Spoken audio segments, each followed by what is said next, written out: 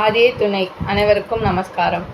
இன்று இந்த 51வது மாதாந்திர பிரார்த்தனை சபையில் நான் இன்று பங்கிக்க போகும் தலைப்பு என்னென்னா வீசம் நாழிகை தவம். அதை பற்றி தெய்வம் அவர்கள் திருமைஞான அருளமதம் 303 அந்த வாக்கியத்தில் என்ன அருளியிருக்காங்க அப்படின்றத பார்க்கலாம். வீசம் நாழிகை தவம். காக்கபுசுண்டர் பிரான் அவர்கள் வீசம் நாழிகை தவம் என்கிறார். நமக்கு ஒரு பாடும் இல்லாமல் சாதாரணமாக தேகமுக்தி அளிக்க வேண்டும் என்றே அவர்கள் சுலபமான லேசான கட்டளைகளை அவ்வப்போது பிறப்பிக்கிறார்கள். அதில் அதிமுக்கியமானது சங்கல்பமும் வீசம் நாழிகை தவமும் தான். இதை சொன்னபடி செய்வது என்ன ஒரு பாடா? வீசம் நாழிகை தவம் என்ன என்றால், படுக்கப் போகும் முன் முக்தி பூர்ணம் சொல்லி குரு திசை நோக்கி 16 தடவை மூலமந்திரம் சொல்வது ஆகும். இந்த கலியனுக்கு 16 தடவைக்கு மேல் சொல்லச் சொன்னால் பாடாகிவிடுமே என்று தெய்வம் கருணை கூர்ந்து 16 முறை சொல்லும்படி உத்தரவிட்டார்கள். ஒரு நாழிகைக்கு 24 நிமிடம். வீசம் நாழிகை என்றால் 1.5 நிமிடம், அதாவது 90 நொடியாகிறது. இதை தீர்க்க தரிசனமாக சொல்லிவிட்டார்களே என்று நம்பிவிடுவார்களா? இல்லையே, சந்தேக பிராணியாச்சே. ஆகவே கை கடிகாரம் கட்டிக்கொண்டு சொல்லி பார்ப்போம். சரியாக 90 நொடிதான் ஆனது. என்ன ஆச்சரியம்! இப்படி துல்லியமாக கணக்கிட்டு பாட்டாகவும் சொல்லியிருக்கிறார்கள். சித்தமும் சுத்தியாம் என்ற பாட்டில் சுத்தத்தின் திருநாமத்தை ஜபியுங்கள், உங்களை பற்றியிருந்த மாய்கையெல்லாம் பறந்தோடி போகும் என்கிறார்கள். வீசம் நாழிகை தவம் என்று சொல்லி அதை பதியிருக்கும் திசை நோக்கி 16 முறை சொல்லுங்கள் என்று சொல்கிறார். சொன்னால் என்ன வரும்?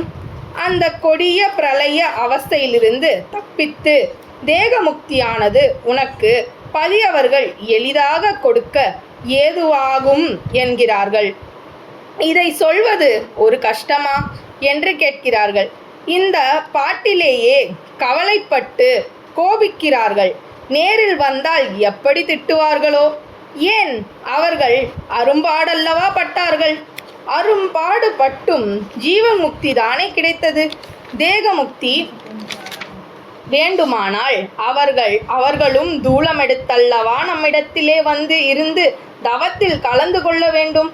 அந்த வீசம் நாழிகை தவம் படுக்கப் போகும் முன்னும் காலையில் எழுந்திருக்கும் பொழுதும் மறக்காமல் அச்சத்தோடு தெய்வ திருமுகத்தை நினைத்து கொண்டு, தெய்வமே, அந்த ஊழிச்சூட்டு நெருப்பில் சுட்டில் பட்டிடாது ஸ்வர்கபதி சந்ததியாய் ஆக எங்களுக்கு பிச்சை போடுங்கள் என்று வருந்தி நினைத்து சொல்ல வேண்டும். என்ன, 3 நிமிட நேரத்தை இதற்காக செலவிட முடியாதோ? ஆகவே இன்றிலிருந்து விட்டுவிட்டவர்கள் ஆத்திரத்துடனும் மறந்துவிட்டவர்கள் கூறாகவும் இதுவரை தெரியாதவர்கள் அச்சத்துடனும் செய்வோமாக. ஜீவப்பிரவியரிடம் காக்கபுசுண்டர் தீர்க்க தரிசனம் படித்தால் அதில் அவர்கள் இதையெல்லாம் சொல்வது கூட தெய்வம் சொல்வது போதாது என்று நாங்களும் சொல்ல வேண்டுமோ? இது எங்கள் தலைவிதியோ என்கிறார்கள். மேலும் இரவிலோ காலையிலோ சொல்ல மறந்துவிட்டால் அதற்காக வருந்தி மன்னிப்பு கேட்டு மாலையில் 16 முறை மூலமந்திரம் சொல்லுங்கள் என்கிறார்கள். இப்படி எச்சரிக்கை வேண்டுமானால் நாம் என்ன வெட்கக்கேட்டில் இருக்கிறோம் என்று எண்ணி பாருங்கள். போனது போகட்டும், இனியாவது தொடர்ந்து உயிர்ப்பிடியாக இருங்கள் என்று நமது குலதெய்வம் பிரம்ம பிரகாச மெய்வழிச்சாலை ஆண்டவர்கள் திருவாய் மலர்ந்து அருளியுள்ளார்கள். சாதிகளின் கத்தாவி. நமஸ்காரம். நமஸ்காரம்.